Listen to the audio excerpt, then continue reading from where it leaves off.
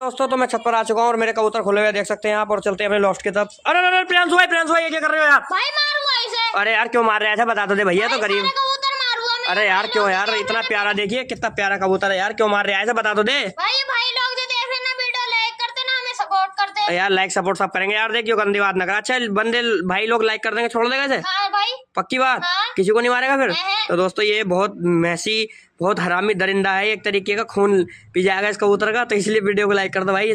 चलो आओ छोड़ो इसको। तो भाई देखो तुम्हारे सामने इस कबूतर को मैं आजाद कर रहा हूँ, बिल्कुल छोड़ दिया है, और अब वीडियो लाइक कर दो।